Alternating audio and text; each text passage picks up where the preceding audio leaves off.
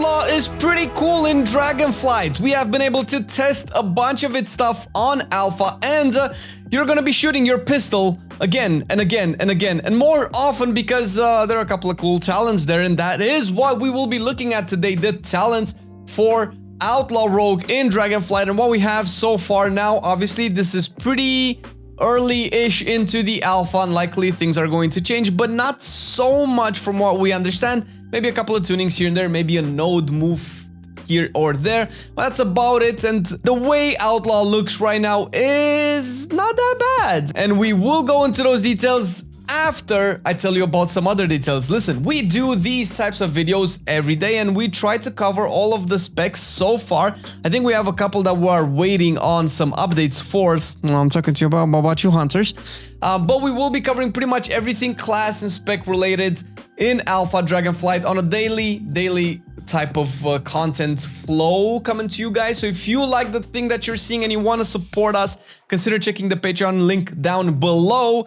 and seeing what our Patreon page has to offer. We do have a couple of tiers with a couple of goodies and rewards, stuff like wallpapers, monthly meetings with the Patreon talks, and while we chat live with you guys, asking for feedback and, you know, involvement in the creative process, because a lot of the things that we have used before have been discussed with you directly.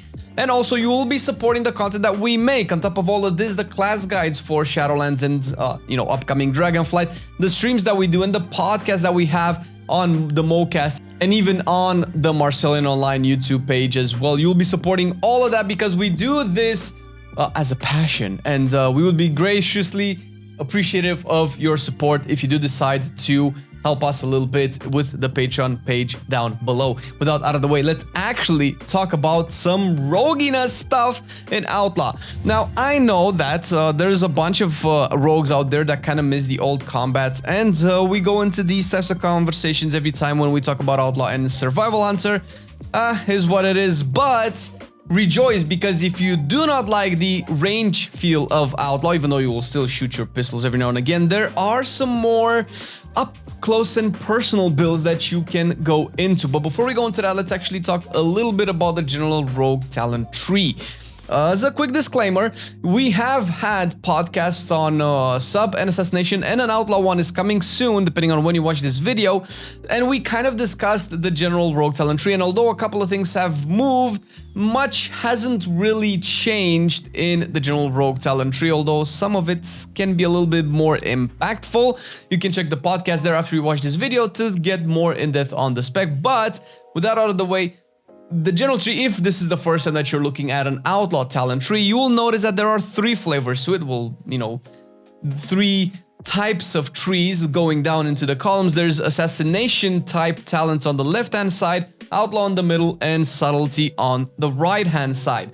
The Assassination basically focuses on poisons and has one of the more important points you can spend is in Seal Fate, which is a 2-point node that makes, you know, your combo generating abilities that can crit also generate 1 additional combo point, which is particularly nice. And although after Seal Fate you have Thistletea, that is always a debatable node. Sure, if you like it, you can go for it, but in terms of actual practicality and, you know, putting it into practice, not a lot of people are excited about Thistletea, and we don't know exactly if it's actually going to be good, considering that Outlaw at the very least has a lot of, you know, let's say energy regeneration abilities, and you might not need Thistletea, maybe not as much as you would need other capstones, which we will get into, because in the middle side of the tree, you can go all the way up to Echoing Reprimand, which you would recognize as the Kyrian Covenant ability.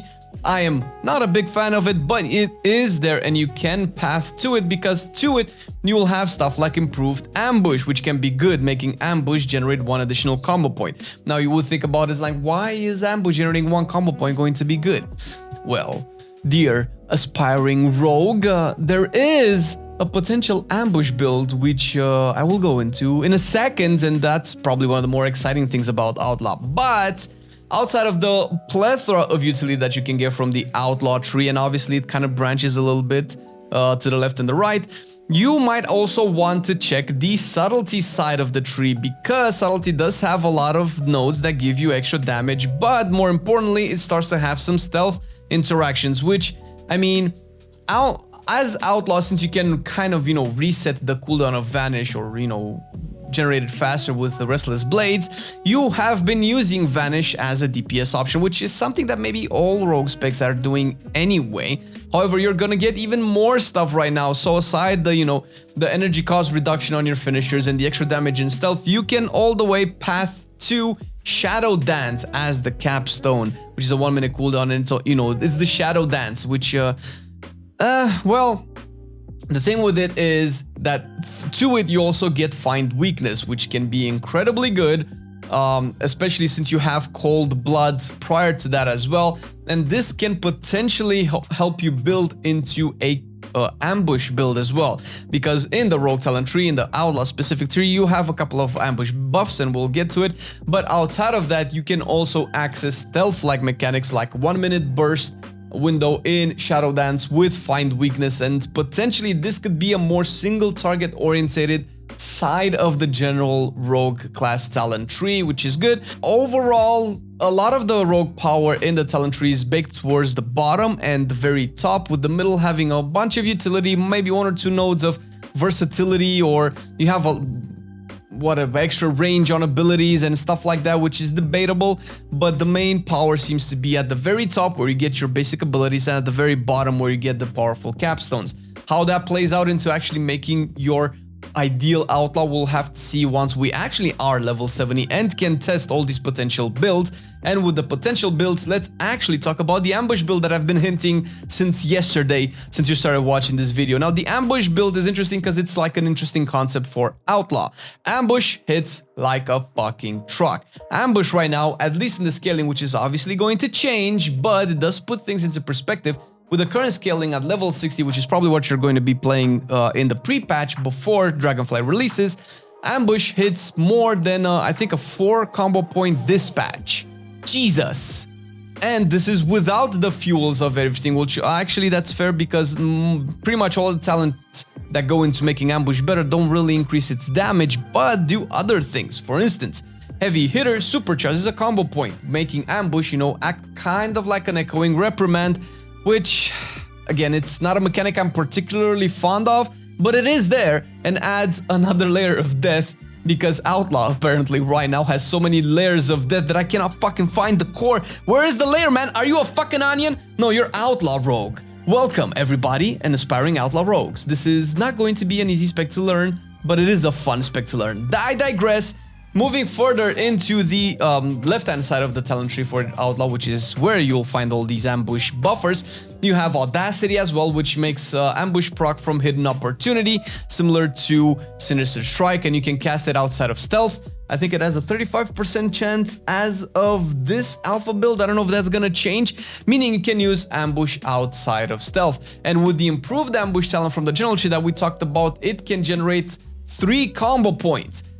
Now, that's a lot of combo points, so probably with this type of build, you will probably run at least 1 Deeper Stratagem, which is a talent that you can pick up twice, one from the general rogue talent tree, which is fairly deep into the talent tree, and one from your normal Outlaw tree, which is fairly early, and also slightly towards to the left, where you'll find all your ambush goodies. And you can potentially have 7 total combo points, which might make playing all of these ambush potential procs a more interesting thing. Now, unfortunately, even though I will be talking a little bit more about it still, I couldn't really test it, because pretty much all of the, excepting improved ambush, pretty much all of the ambush talents are not implemented in the alpha, but the synergy is clear and it is there, and seems like the probably ideal raid build, I would imagine, since, ambush. Although, with Blade Flurry, what even is Outlaw single target? You know what I mean? That's what I'm saying. And moving further down into the ambush build, you also have Hidden Opportunity, which makes ambush a fucking beast, since it can proc a second time, just like Sinister Strike as well. Now, I would, since we couldn't actually test it, and the tooltip doesn't specify this, I would imagine it might also generate extra combo points, which I don't know if they will let that in, since if baseline ambush with improved ambush generates 3 combo points, and you press an ambush and it strikes again, you instantly have 6 combo points. instantly. And if you have, for whatever reason, Seal Fate, although I doubt you'll have Seal Fate if you're going the ambush build, you might just go to Shadow Dance. That's 7 combo points. That's if it crits, clearly, that's 7 combo points with 1 ambush, which is highly unlikely that's gonna happen because, you know, Outlaw kind of generates a lot of combo points anyway.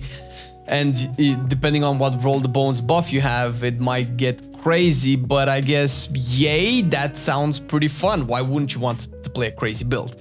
But that's what I mean, that the ambush spec seems, the ambush build rather seems very interesting because it does kind of add a different flavor to Outlaw that we haven't really seen. I don't know about the old combat days, but Outlaw has kind of been a blade flurry beast in recent expansions.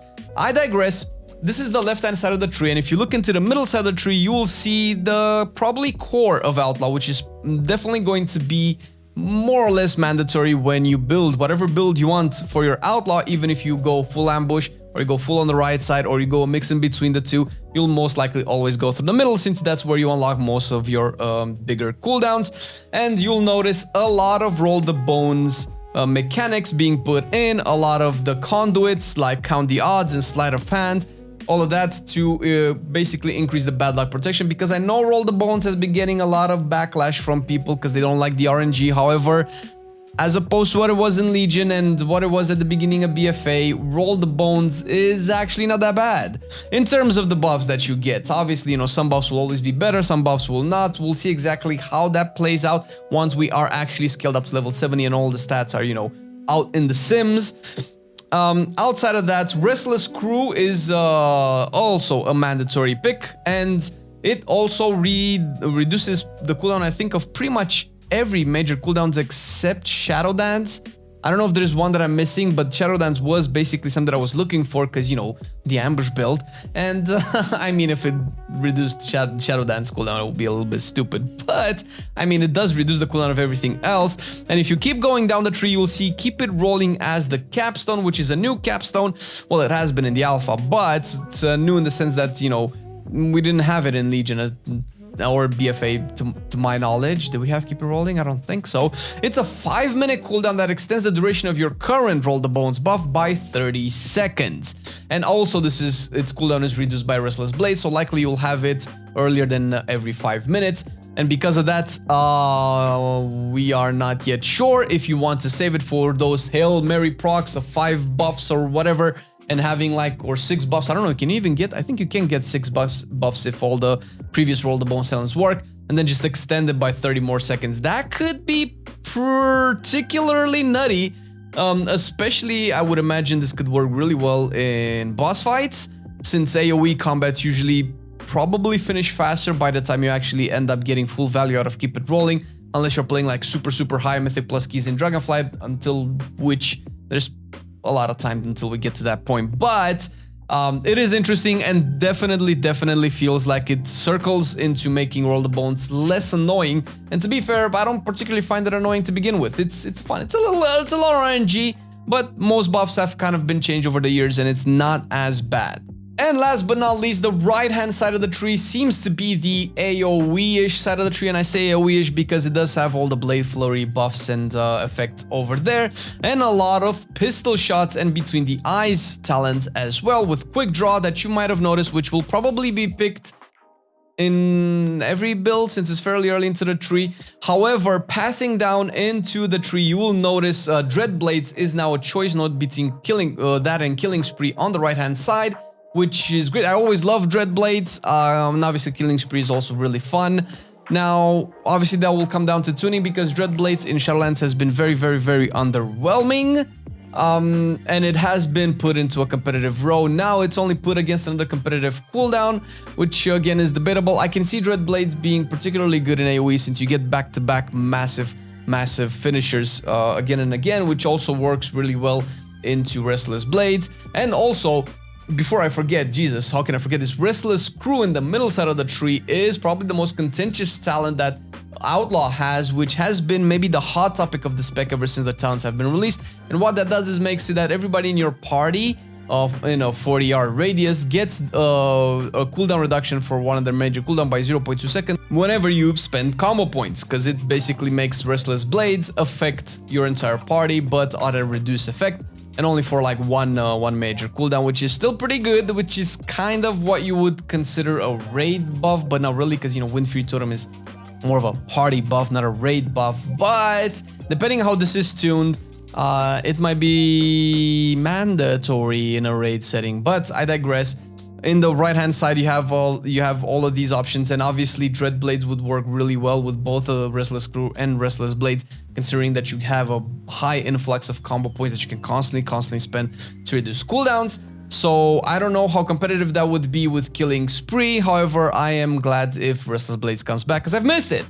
And the more important, and I think the coolest talent in the entire Rogue Outlaw talent tree is Fan the Hammer. At least coolest for me, because I love pistols, man. I was born in a Western. I wasn't.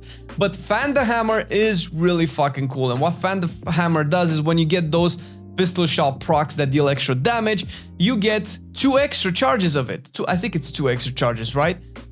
You just fire more pistol shots, man. Are you kidding? You just pistol shot, pistol shot, pistol shot. First of all, the overall quality of life improvement is massive, considering that whenever you got the pistol shot proc that you needed to consume, you had to kind of consume it right away. And if it would overly generate combo points, you'd have to use a finisher early and then pistol shot. Now, since you have the charges and they have a higher cap, you can hold on to it for a little bit and not potentially waste any type of combat efficiency.